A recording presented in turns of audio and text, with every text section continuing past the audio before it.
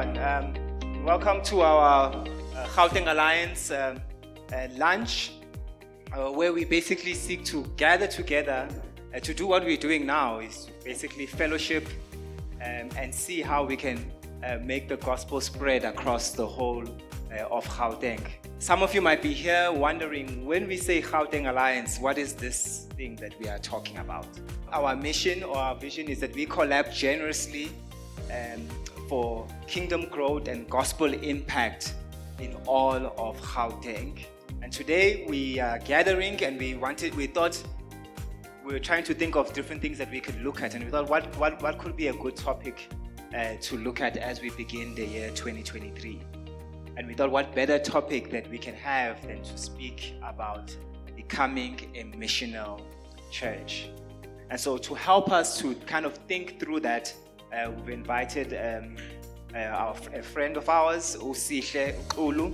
He's also a church planter, and he's going to share with us his journey of what that has meant for him and some of the things that he has learned along the way. We are a young church plant, 2 years old. So we don't have a lot to figure out. So it's not like I'm bringing, there's revival that's happening and all of these things. But I do want to share with you all just our journey in terms of how we've been trying to reach people with the gospel and the convictions that have helped us to get there. For me, it's always a joy to come to Gauteng Alliance, because I feel like our church plant is like a baby of this. So we're really grateful to be part of this. I do want to share a quick verse, or a verse in Acts 26, from verse 28 to 29. Paul here has been in jail for almost 2 years. He's in chain, and he has this opportunity to present his case again with King Agrippa. And that has been something that has stuck with me even as we started planting and thinking through how we're going to reach people, how we're going to go about being missional as a church. But how do I get our people to be able to say to those people, or to be able to have this thing that Paul is having, to say, I really want people to experience what I've experienced. So the first thing that has grounded us in terms of mission has been cultivating or making a priority to get people to have gospel renewal. Because this was happening here with Paul. There's something of the gospel that is happening in him that he's just like, I need you to experience this. If you're going to go for your zeal for Jesus without the love, without the renewal of the gospel, you're going to burn out, firstly. But also you'll have wrong motives. Secondly, reframing mission. We're to sort of get with our people and sort of teach this thing. We want to think about mission. We want to teach about mission. We are disciples of Jesus on mission. That we need to understand that mission is God's work that He has invited us in. That any notion of mission must begin with the truth that God makes the first move. Recently we had we are in a sort of a suburb in Edenvale, like almost at the corner of a suburb. So like we have a neighbor this side and neighbor this side, literally houses, families as neighbors.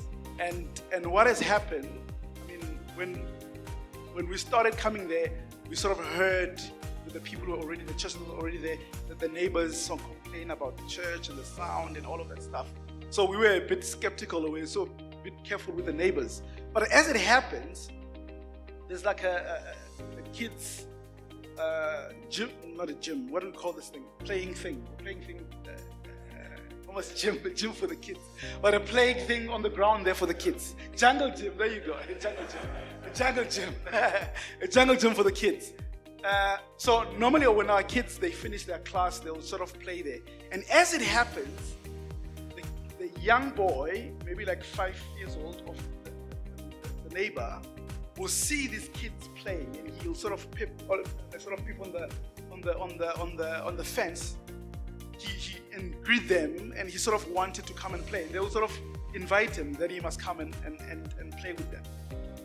As it happens, he asked his parents to come and play with the kids there. at church, and he ended up coming. He'll come to the kids classes.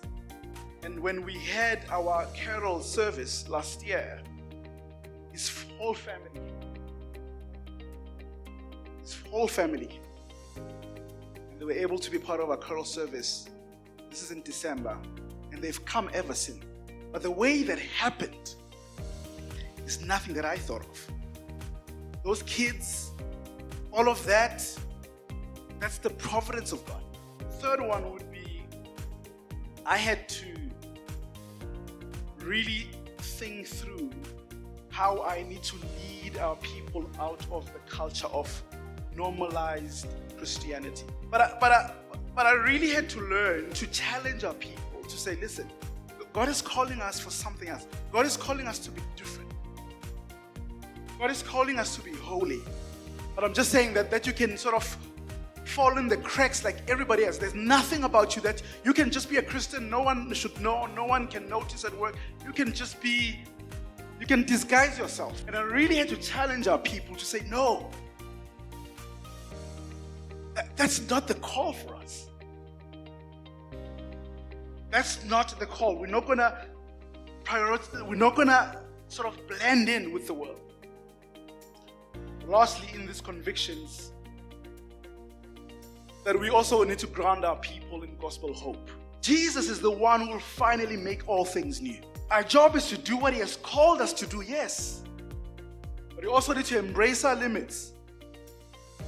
Because ultimately, he's the one who sustains the world. He's the one who holds things true. Our people can be ordinary. We don't have to be, and by ordinary, I mean ordinary witnesses of the extraordinary God. And here are the few practices that have followed. The first one has been prayer. That seems simple. Man, we had to learn we need to pray our socks off.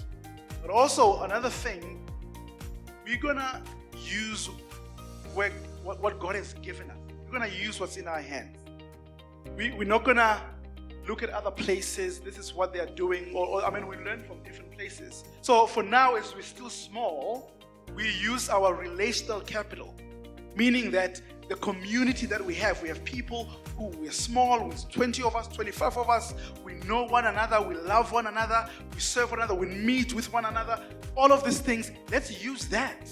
And it was helpful for our people to say, man, I'm being served here, I love it here, and I can invite other people here because they're going to be seen. We were intentional, so prayer, relational capital. We're intentional about our gatherings. Even today, we're still intentional about gatherings. We wanted our gatherings to be formative. We want our gatherings to have a gospel thread. We want our gatherings to be encouraging. We want to be visible in our community, and we want to be a blessing in our community. Now, that's something we're still trying to figure out, but we've tried and moved towards that. So at the end of the day, God has planted us here. What does it mean to bring renewal holistically in this area? Creating a clear and a simple roadmap on how does outsiders, people who come in, become part of it. Sometimes you get into a church, and we used to have this trouble even at the beginning, where people will come in, and because we were this small community, we knew one another, it was like difficult for people to break into that. And I remember one pastor actually once said this. I was training at this church. Neil Powell, I think Toby will know him. And he said he's in the different city. And he said, man, we're trying to get people in and people to get saved. But some of the people, the reason why we've grown this way, in terms of with regards to Christians, is that when people come to the city or come to this area, pastors and different people have told them, when you get to this place, go to this church. There's that relational capital with him and pastors and people around them. And to be honest, by the grace of God, we've had that. I don't know how many people have come to us saying, this person referred us, this person referred us, this person referred us. And I'm saying this also to encourage all of us to be part of what God is doing in this city. Don't seclude yourself.